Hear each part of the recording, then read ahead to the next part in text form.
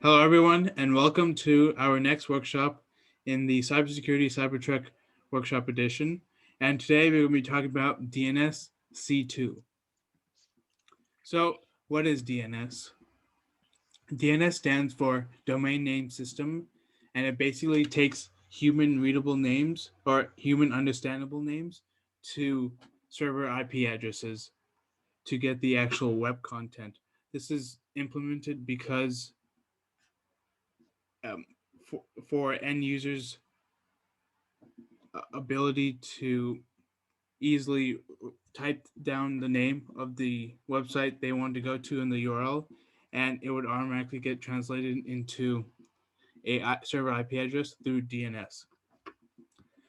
Networks, and to this effect, networks require DNS traffic, and that means that the firewalls have to allow the DNS to go through.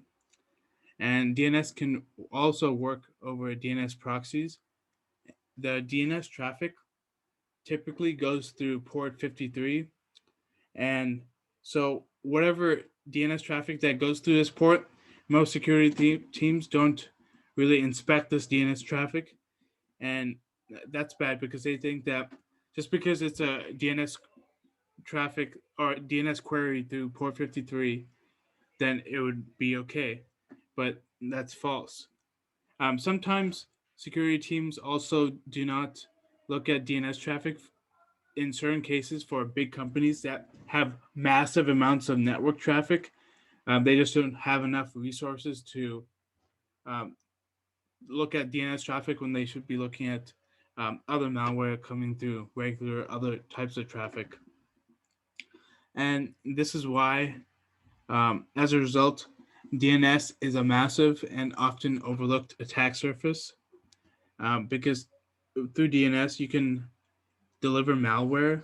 There's also C2, command and control, which we'll go into, or even data exfiltration. Because when you're sending queries, you can have DNS grab some portion of your hard drive and send it to within the query itself as well. So, what is C2? So, C2 stands for command and control. Um, the Palo Alto's Unit 42 research team said that 80% of malware that utilizes DNS is C2 traffic. So C2 stands for command and control, which we'll go into in this next diagram. So we have here your end user right here on the bottom, your firewall right here, which doesn't cover any DNS queries, and then you have this evil man right here. What this guy does, he infects your computer with some sort of um,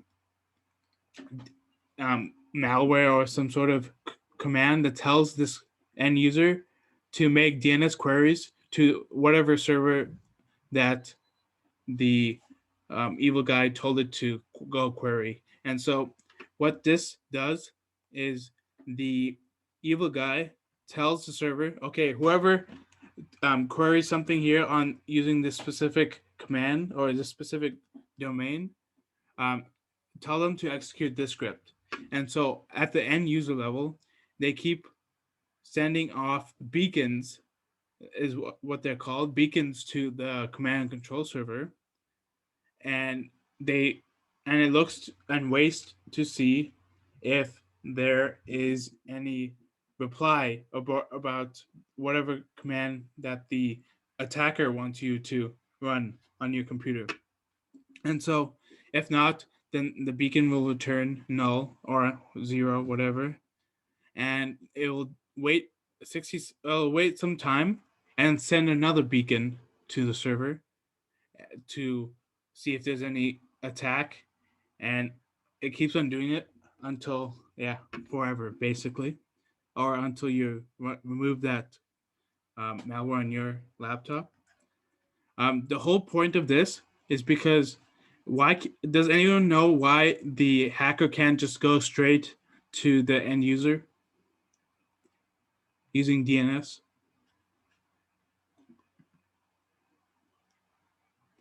Think about your home network. How? Why can't other people from outside in the internet access your computer? I'm thinking it's because I know DNS works going out, but it doesn't work coming in, right? The firewall blocks like incoming DNS traffic or no? Um, Maybe, perhaps, but in this case, you're saying that DNS is allowed incoming and outgoing. So Oh, okay. why why can't this guy? Why can't some attacker outside your network send commands directly to you? I kind of gave a hint in that last statement. Private networks. Does it make sense now? A All little right. bit. Hint. Okay. So basically, your when you access the internet, you go to your router, and then the router's IP address is used as a source in the IP packet, which you send to the internet, and you get coming, and it comes back to the router, and then it comes to you. So there are multiple computers that talk to in your house that talk to the router. So everything is filtered through the router, but and when this happens, the router does not accept outgoing connections to the internet. It only accepts from the inside, and because of something called NAT, Network Address Translation. Basically, it maps different ports so that multiple computers can go to the internet and they can receive um, it, just data back through different ports. Does that make sense? Yeah, I remember now how that works. Okay, now let's go. So, one of the main things in this attack is beacon timing.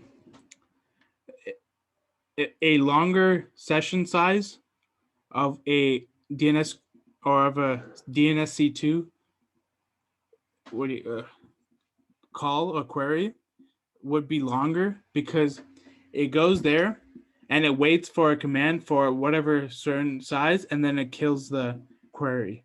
And this is known as a heartbeat. So it's kind of the heartbeat of the malware on your system.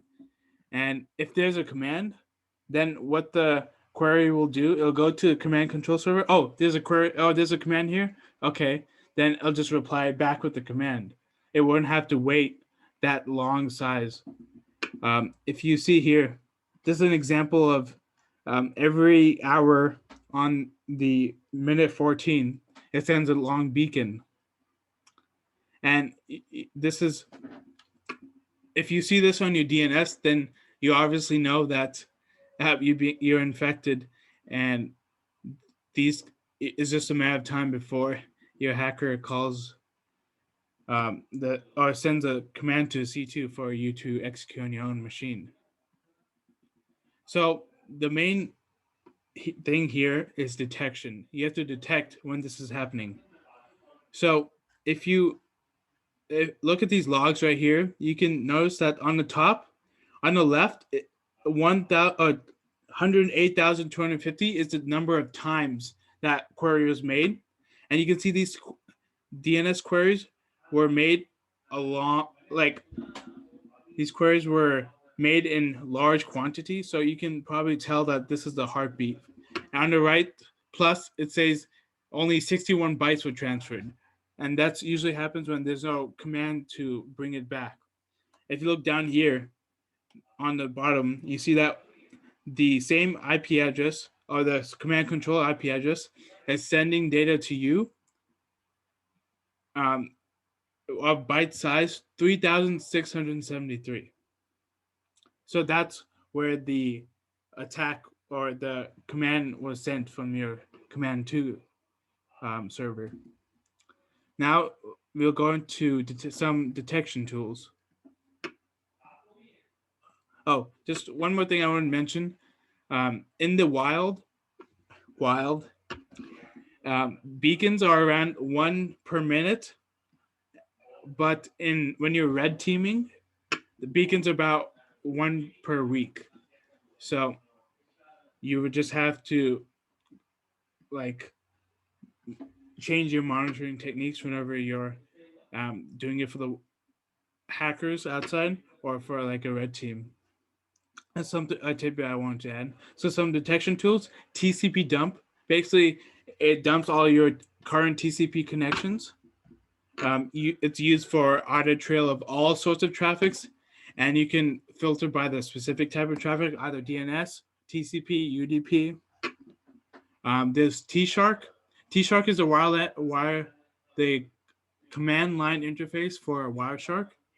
It's used for filtering major and minor attributes of the Wi-Fi packet. Also used for automation. Wireshark is basically the same as T-Shark, but it's used for non-automated manual tasks. Also, Bro/Zeek.